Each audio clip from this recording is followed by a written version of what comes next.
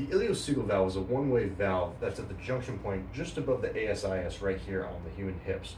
And what can actually happen is that this can either get stuck open in cases of parasympathetic dominance in the body, or it can actually be stuck closed or spastic in cases where there's so much sympathetic activity going on.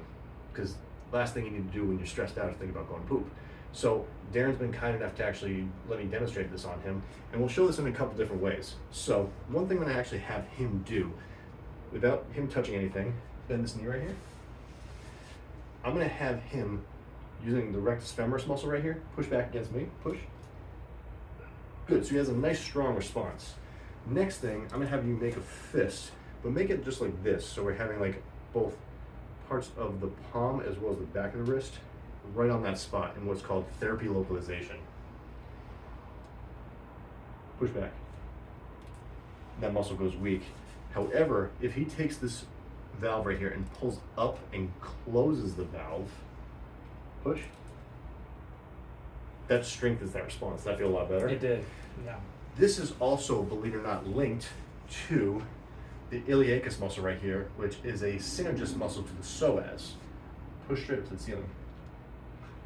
And you see he can't even hold that, but if you put your fist right back there again, push up. In cases like this, oftentimes I'll find patients have had a lot of stress that has just like dropped off recently, and this could be affecting the human body. Does that sound about Pretty what's much, been going on? yeah, you nailed it. So believe it or not, sometimes this could be needed, that he might actually need adrenal support. Hold that guy right there. Okay. So we're using electromagnetic frequency testing right here for this. Push up right here. And that actually does strengthen him. So in this kind of case, we would actually see if we need to prescribe an adrenal supplement. In this case, we would use biotic cytosine AD, which would actually really help. How much, depending on what his needs are, we don't know. We'd probably test that off camera. In addition to this, he could potentially have either a C5 or an L1 subluxation. So what I'm gonna have actually you do right here is take this one finger and put that one finger right there. Bend this knee, or hold that right here, or straighten that right here. Now push up to the ceiling, push. So that isn't needed. So what we're gonna actually do is treat him right here using a couple different points of the body that are actually gonna address this ileocecal valve from a neurological perspective. I don't know how to use it very well though. So I go a little bit more generalized. So first point is bladder 58. Okay. Right in the calf right over here. Does that feel okay? Yeah.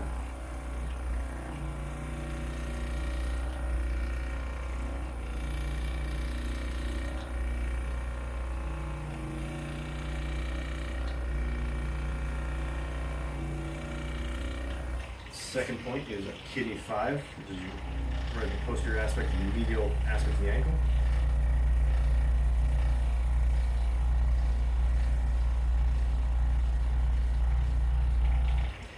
Next spot is right here just below the ASIS. Is that okay? Yep. A little tender at all? Yeah. Every spot you've hit has been slightly Oh, really? Yeah.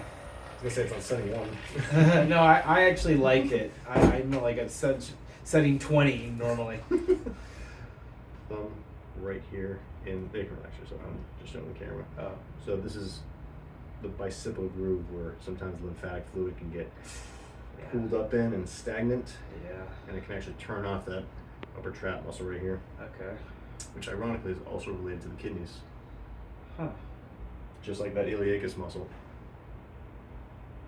Yeah, that's tender. This can also affect the eyes and the ears as well. Really? And the last part, the C3 lamina. That's tender.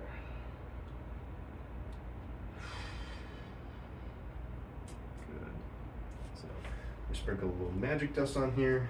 Put that fist right back on that same spot again. You bend this knee.